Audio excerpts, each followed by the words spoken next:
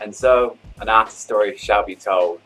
What I'm going to be doing, Michael and Ad, artist story series review. Been holding this back for a long time, but here it is now, and what a ride it was, like, seeing this series. It was just so emotional watching this. So this series continues off where Clannad season 1 left off, so you had to watch that. And by the way, this will be with no spoilers as well. I will mention a few things here and there, but I will not say any of the major stuff that happens in the series, just so don't worry if I say anything majorly spoilerish, but there won't be. Okay, so this series continues off where season 1 went, and it's Tomoya's story. Still continuing living with Nagisa.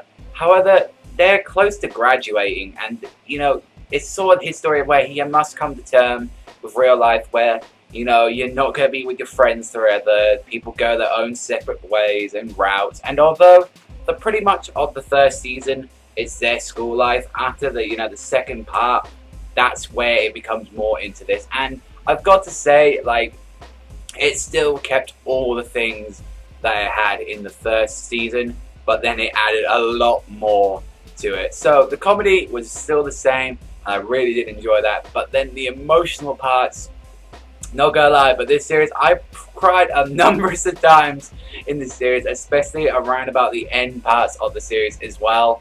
And I know, fucking badass man, freaking cried at an anime, and even one of my freaking family members walked into me, blowing my eyes off. So yeah, I'm not exactly, freaking hard nut here, but I know, we work with it. It's just, this series has earned its name for being, emotional, and it is a great sequel. Now, like I said, I don't really want to go into why that is, but I would just say, what Tomoya has to go through. I mean, there's some stuff I can relate to, especially with the first season. Second season, that sort of goes off because none of that stuff happens to me. But, I still can relate to him and how I would probably react to some of these things. However, this doesn't mean this is a perfect anime. There are mainly, 3 things I have problem with this anime. And that is, 1, the ending. I really do not like it. It's too happy clappy, all nice. When, shit goes down, I don't want to hear that, just such a peaceful song. I would have preferred if they kept, the Dango song from the first series. But, I don't know, you can't really ask for that. Also, as well, I really started to miss a lot of characters from this series, especially Tomoyo, Sunahara, Fujisaki. I really started missing a lot of those characters, as they didn't get as much screen time as they did in the third season, and that's mainly because of growing up.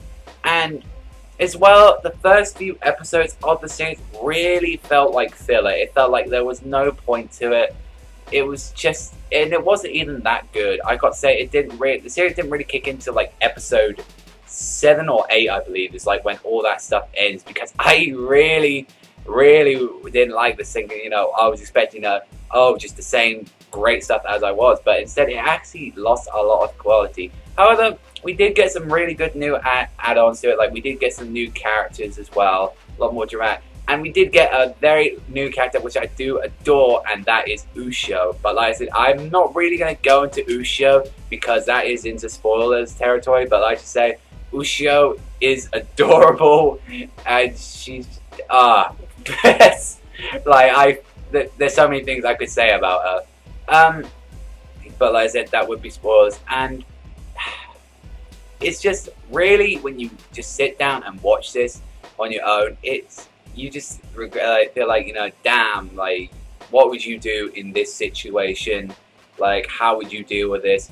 And as well, probably people have gone through that, some of the series when they've had to separate from friends, when they're on their own, and when the most important thing in your life has been taken away from you, and then when you try to adapt to that, is the hardest thing, and then you have to overcome those trials.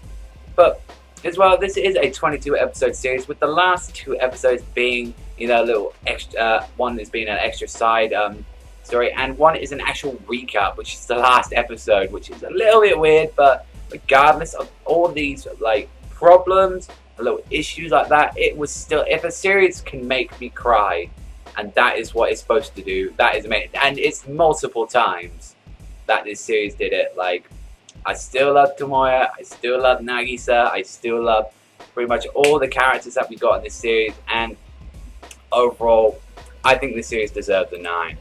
Overall, I wholeheartedly think it deserved a 9. Not a perfect anime, but pretty damn close. Like, a 9, I think, is a fair number for this series.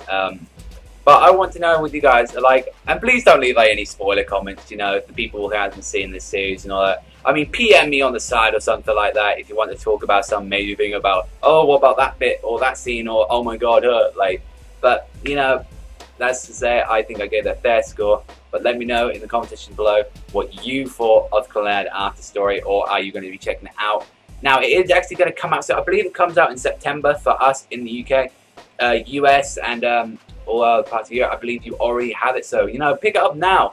Like, you may not like enjoy it as much as like Clannad third season, but I promise you, second season is very much worth it once you get through those first few episodes, and it's just overall a great series. But that's all from me, everyone. So thank you very much for watching my series review. Remember, Savagezweipanda, Clannad, and I'll see you next time, people.